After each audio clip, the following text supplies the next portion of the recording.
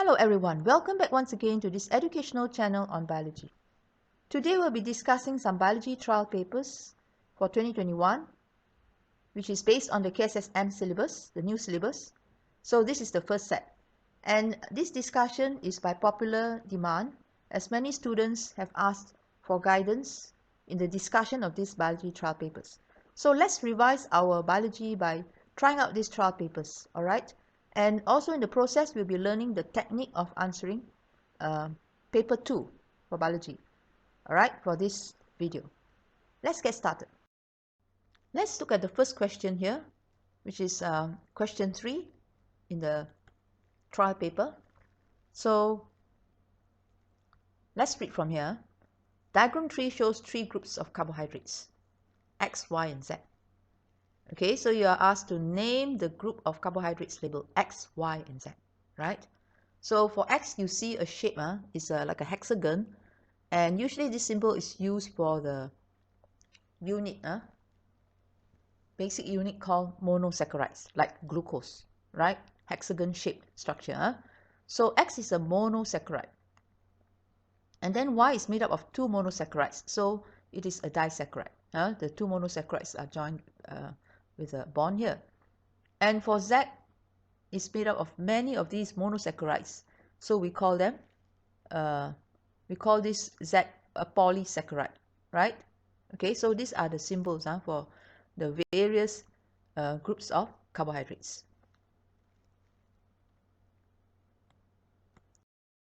Right, question 2. Y is made up of 2 monomer units. Give an example of carbohydrates labeled Y and name the monomers that make up the carbohydrate that you have stated. So refer back to the diagram at the top, X, Y, Z. So Y is made up of 2 monomer units here, 2 monosaccharides that are joined together.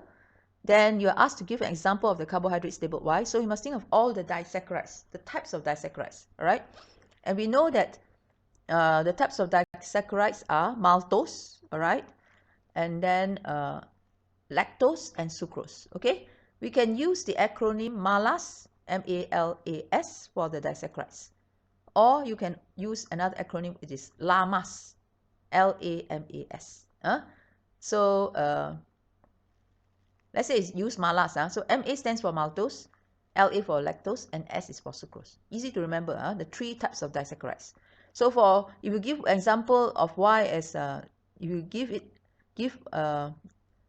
the example of maltose, you can say an example of Y is maltose, right? An example of Y is maltose.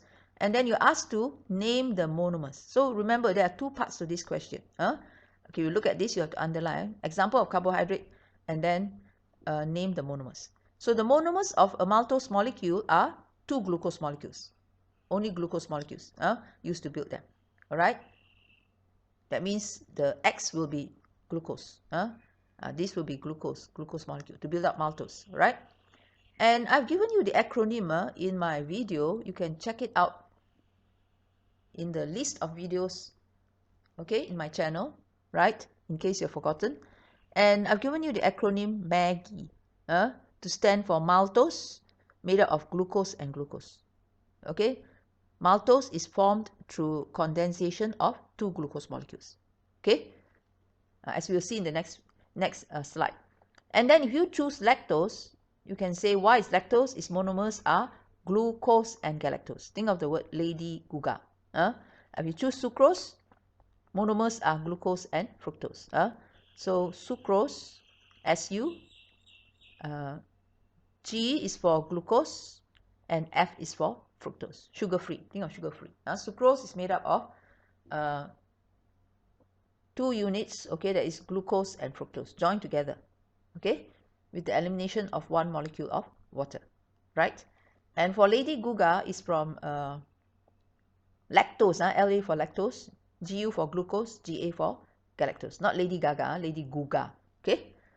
So choose 1 disaccharide and then state the monomers used to build the disaccharide.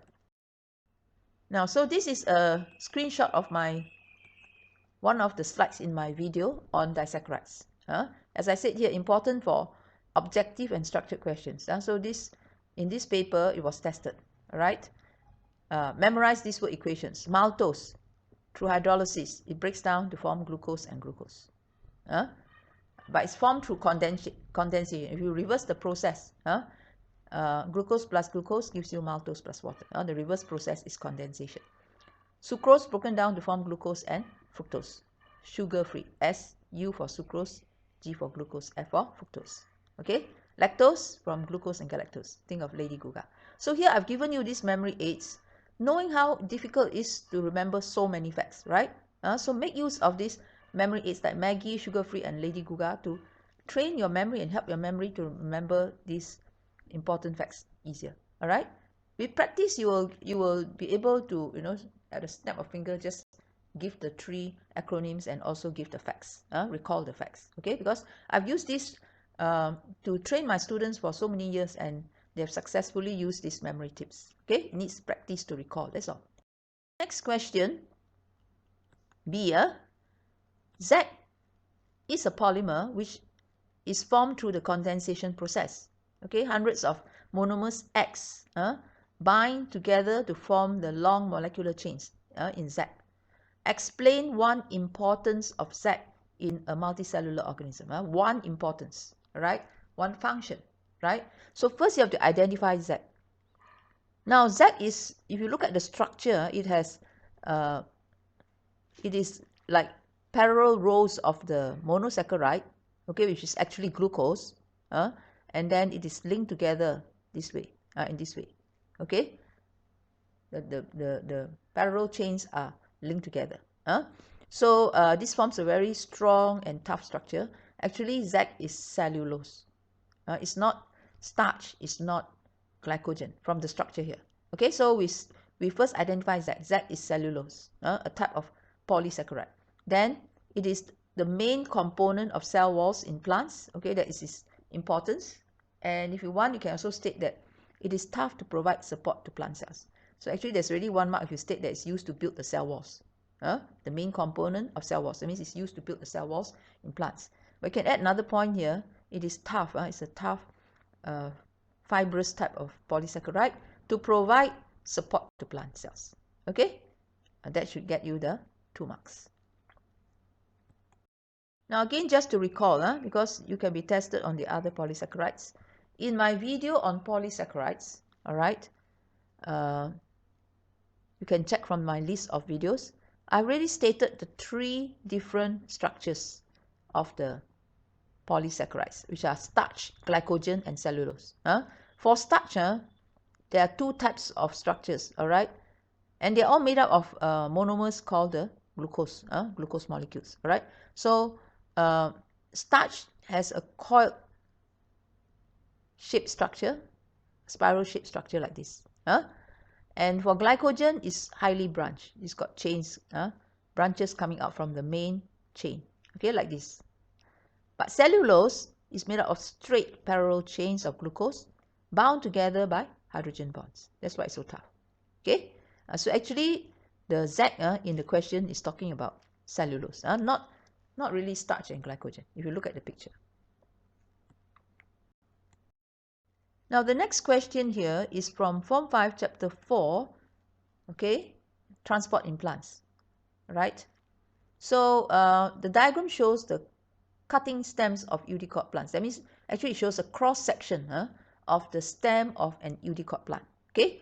Then tissue Z is involved in water and mineral salts transportation. Explain one adaptation of tissue Z to perform its function efficiently.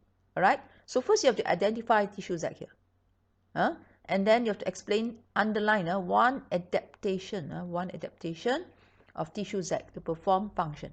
Okay. So for adaptation, you should have the structure first. Explain the structure and then relate it to the function.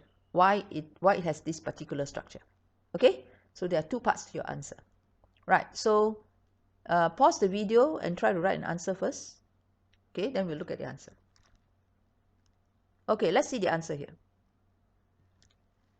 Now, first of all, identify Z. Now, Z is facing the pith here, right? Okay, the inner tissue, not Y.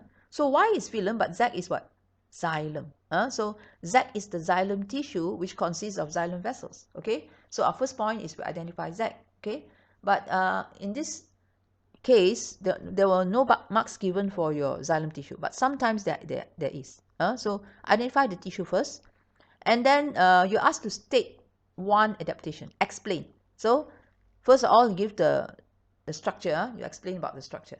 So tissues that contain xylem vessels like this, which are dead hollow cells without any cytoplasm and nucleus. Okay, so each xylem vessel has no cytoplasm in it, is dead and is hollow, just like a hollow tube, right?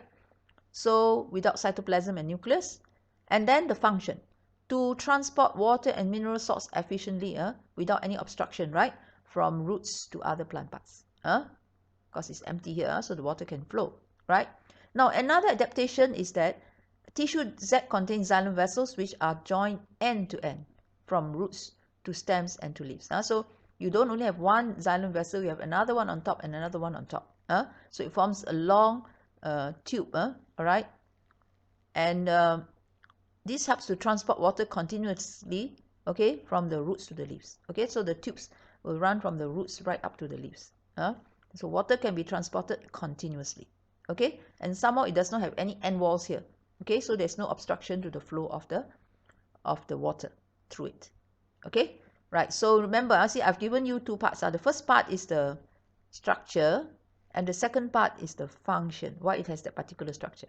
Okay, so one tick for the structure and one tick for the function, or the reason for that structure. All right, but please leave out the arrows when you write. Leave out the arrows when you write. Okay, the arrow is just to break the answer up into two parts to get your 2 marks. Now another one which is easy is to state about the lignin in the cell walls. So cell walls of xylem vessels in tissue Z are thickened with lignin. All right, this is the thickening of lignin, the brown one, to provide support and mechanical strength to the tissue and to the plant, right? So this lignin is a very hard substance, okay, and it is what makes the wood so hard, right? Wood that we get to make used to make furniture, right? So lignin is the one that gives the hardness to the wood, and it is to provide support and mechanical strength to the tissue and to the plant, okay, so that the xylem vessels do not collapse, when they transport water, okay, so that the tubes can remain upright and open, right? So these are the 3 answers, all right? So 1 mark for the structure, 1 mark for the function. Any one of these can be the answer. But for essay question, you can be asked this adaptation also, adaptations of xylem tissue. In that case, you have to give more answers like this. You can give all 3 together.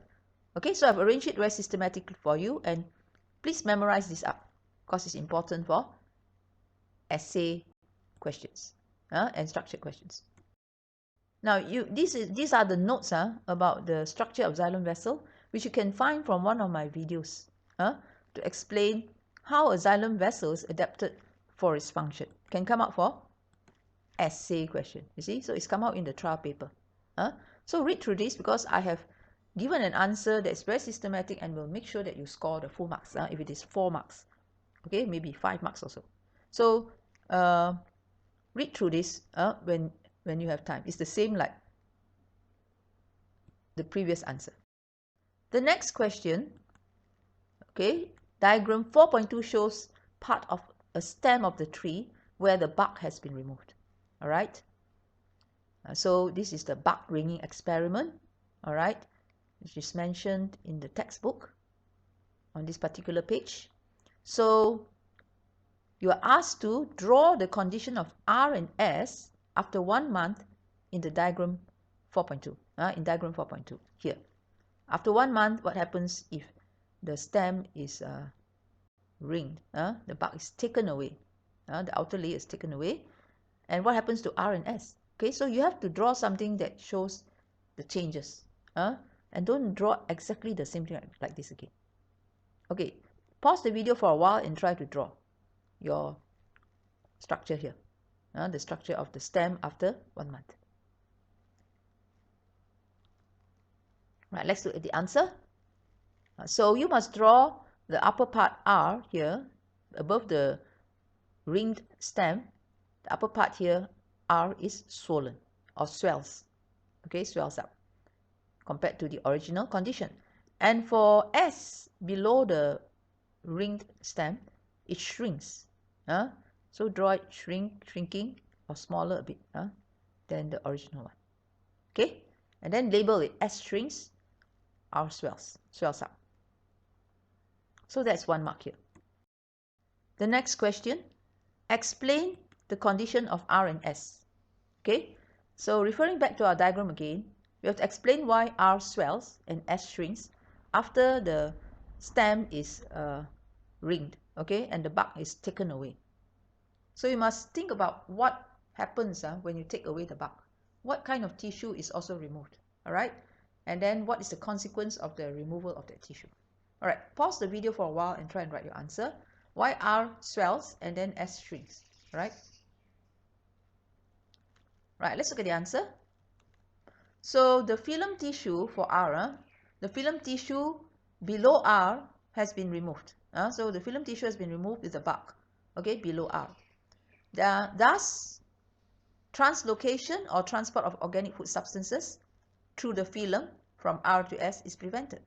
Okay, so translocation meaning the transport of organic food substances by phylum, okay, can no longer be carried out because there's no phylum below R, correct? So all the organic food substances will accumulate because the organic food substances come from the top, from the leaves. As they come down in this direction, they cannot pass through this ringed stem section because there's no phylum, so they are stuck here, so they accumulate at R and causes it to swell up.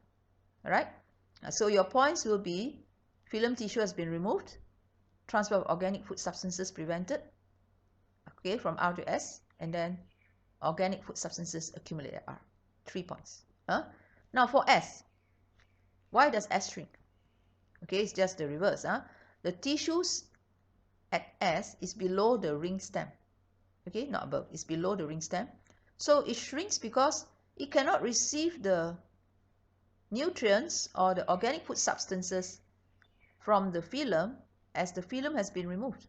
It cannot receive the organic food substances from R because the phylum has been removed. So the phylum cannot transport the food to S. All right, at this point here, there's no more phylum. So this is because it does not receive any nutrients or organic food substances from the phylum above it. Okay, here, as a section of the phylum has been removed. Okay, it's like, you know, there's a collapse of a bridge that links these two towns together. So the town R cannot transport the food to town S because the bridge has collapsed. The bridge that joined the two places, right? So food cannot be brought to S. All right. So that's the question for Form 5 Chapter 4, Transport in Plants. Now the last question here is about cell division, and this topic is found in Form 4 textbook, Chapter 6. Okay, let's read the question. Diagram 5 shows a stage in cell division, right? Then name the type of cell division shown in diagram 5.1. What is the type of cell division? Okay, so look at the picture and analyze it, especially the behavior of the chromosomes here. All right, these two pairs of homologous chromosomes. Look at one pair here. Okay, you can see that they are touching each other. Okay, so what is the type of cell division? Is it mitosis or meiosis? Okay, when you say type of cell division, it's either mitosis or meiosis. So which one? Yes, it's meiosis, right? Spelling must be correct also, M-E-I-O-S-I-S.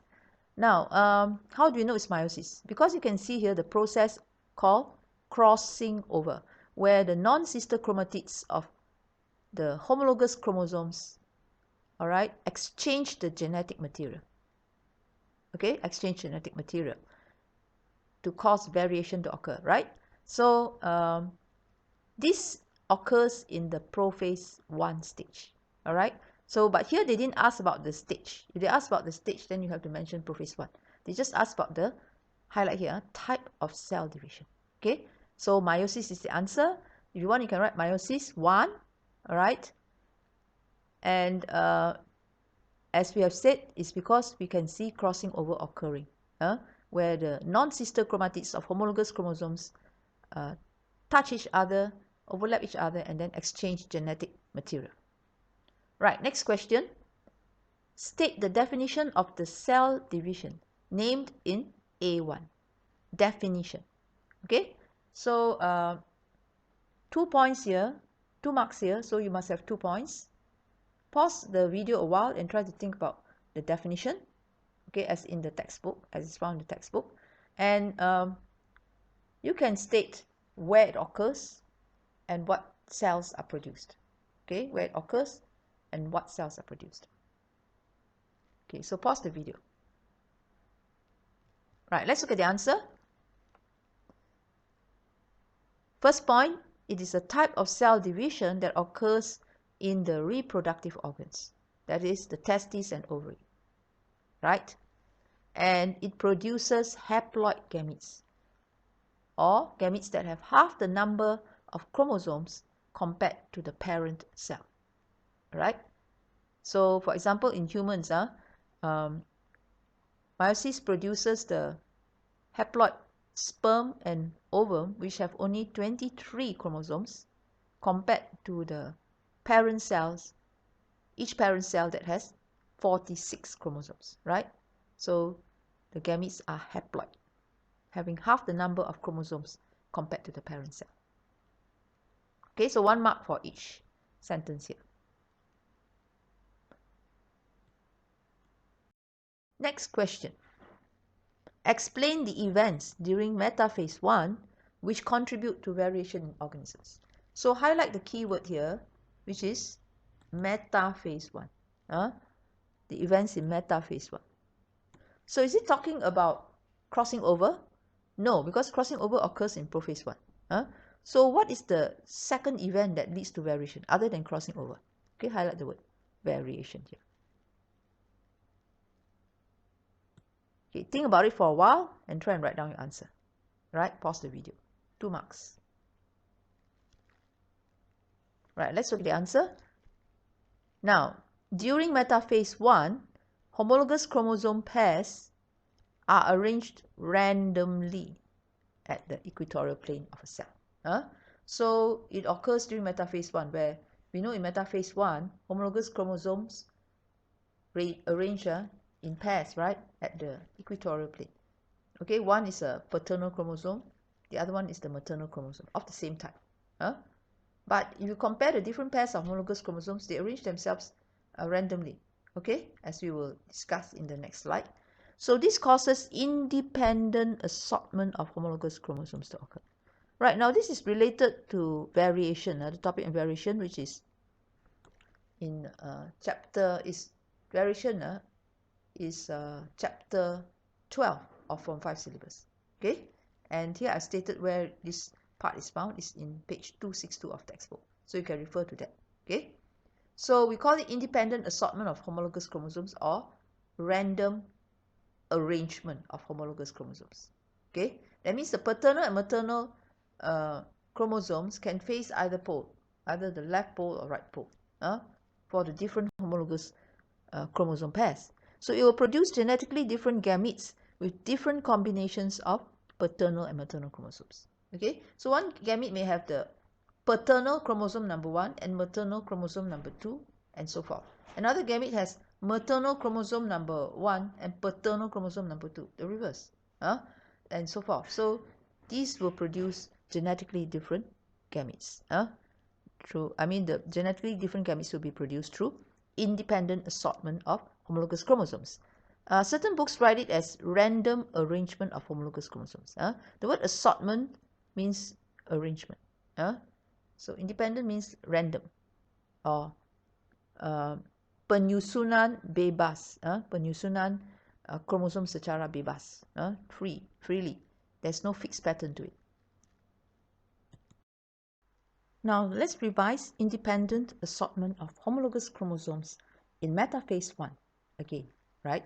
This is from Form 5, Chapter 12 on variation. So how is variation produced? One way is through this process of independent assortment of homologous chromosomes in metaphase 1. And the other ways include crossing over random fertilization, and mutation.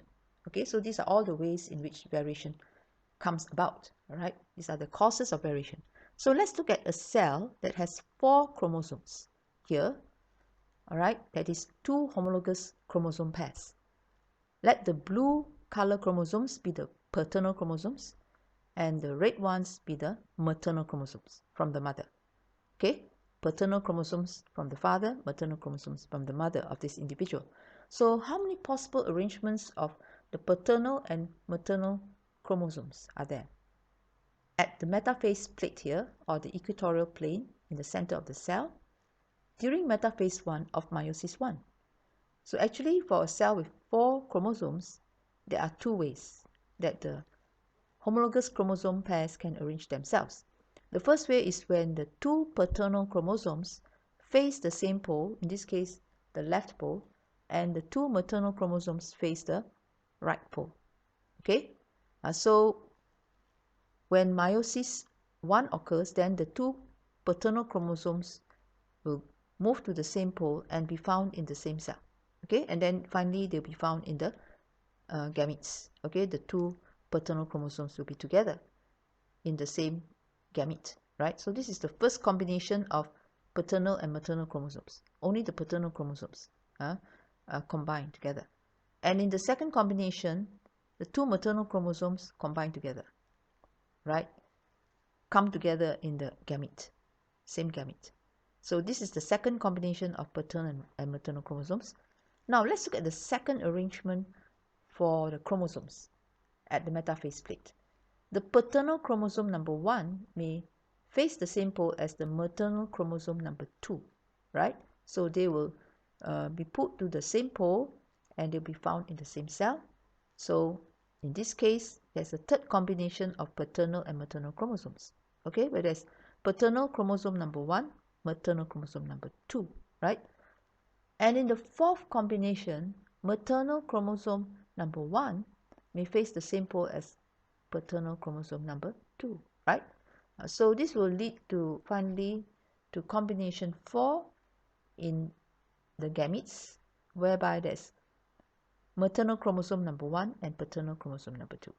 This means to say that there are 4 different combinations of paternal and maternal chromosomes, right?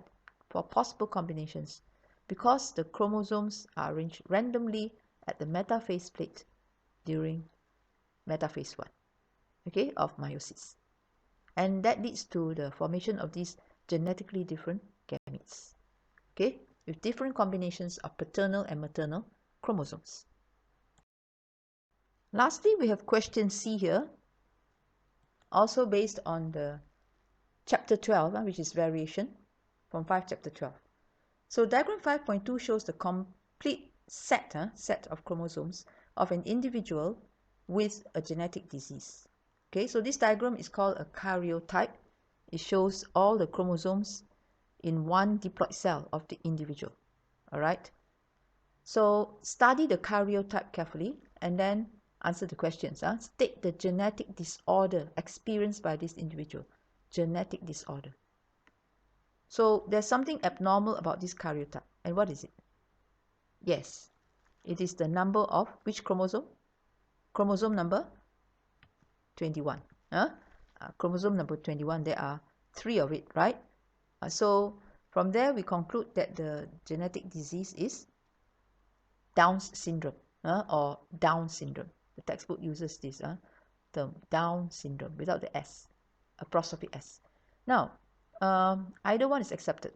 Second question, explain how this individual is born with this genetic disorder. How does this genetic disorder called Down syndrome happen? How does it occur? So 4 marks here.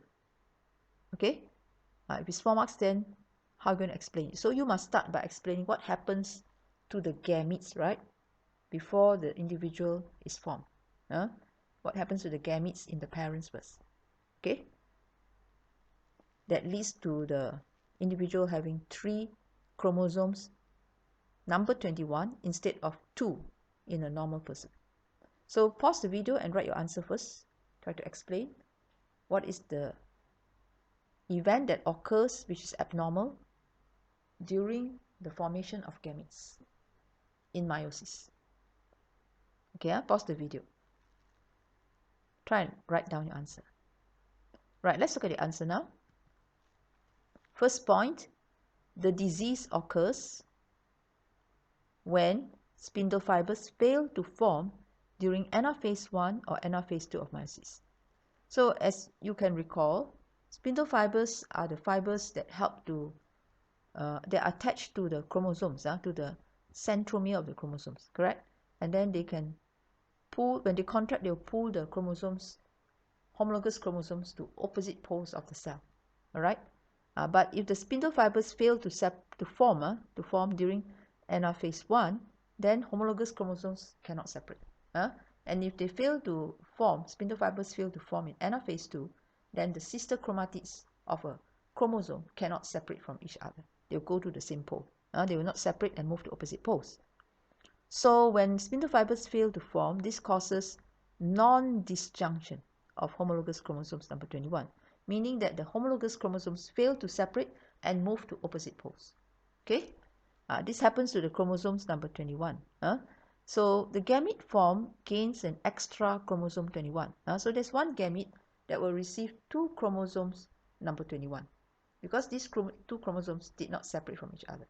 And of course, there's another gamete that does not have any chromosome number 21. Okay, but that is not the gamete that we are talking about here. Okay, so this gamete gains an extra chromosome number 21, having 2 chromosomes 21 instead of 1 chromosome 21.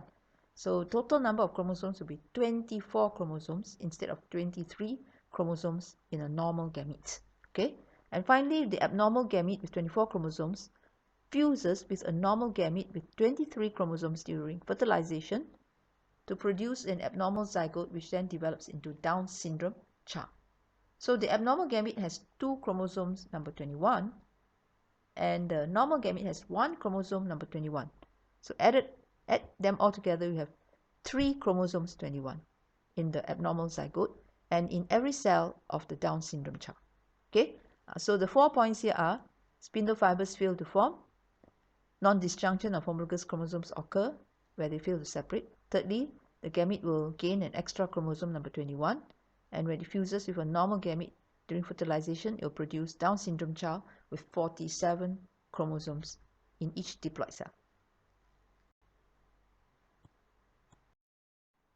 Let us revise non-disjunction, right, which is discussed in chapter 12, entitled variation, from 5 chapter 12 variation. So this topic of non-disjunction is very important for our SPM exam. Okay, we must know what it is and what happens as a result of it. So in non-disjunction, the homologous chromosomes fail to separate during anaphase 1, or the sister chromatids fail to separate during anaphase 2. Okay, and that leads to abnormal formation of abnormal gamete. Now, so let's imagine that this in this cell, okay, this cell is undergoing meiosis to form the gametes, right? So let's say this is chromosome number 21, the homologous chromosome pair for chromosome number 21. Okay, now in anaphase 1, there is a event that can occur whereby the spindle fiber may not form. Okay, if it is abnormal, if the condition is abnormal, spindle fibers do not form here, right? Fail to form. So the 2 chromosomes number 21 will move to the same pole. It's put to the same pole by the spindle fibers here. Okay, and none of these chromosome number 21 went to the opposite pole. Okay, whereas in normal cases, the 2 chromosomes 21 should separate and move to opposite poles. One to the right side, one to the left side. Okay, now 2 chromosomes number 21 move to the same pole. Okay, so one cell formed will have an extra chromosome 21. You see, if you join this back, you can see 1 chromosome 21 here and another chromosome 21. One paternal chromosome 21, one maternal chromosome 21. Okay, but at anaphase 2, the sister chromatids in the chromosome will separate when the centromere breaks. Okay, so the sister chromatids separate like normal, but now you have 2 chromosomes 21. So this is an abnormal situation. In the normal gamete, in the formation of normal gamete, there should be 1 chromosome number 21 only. Okay, so this at the end of meiosis 2 and anaphase 2, we find that each gamete here has one extra chromosome.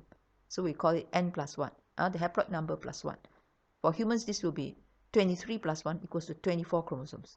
Because instead of having just one chromosome number 21, now there are two. Correct? So this is the abnormality. A normal gamete should have only one copy of each type of chromosome. So should have only one chromosome 21. Okay? But here there are two. Alright, then the other cell will be different because the other cell will not have any chromosome number 21. So after anaphase 2, the gamete form will lack one chromosome 21 each. So instead of having 23 chromosomes, it's 23 minus 1 equals to 22 chromosomes in the human gamete. Okay? But we are more focused on this one. We're focusing on this one, this gamete which has an extra chromosome 21 or 24 chromosomes. Okay? Then if this gamete were to undergo fertilization with a normal gamete, it will form the Down syndrome child. Okay?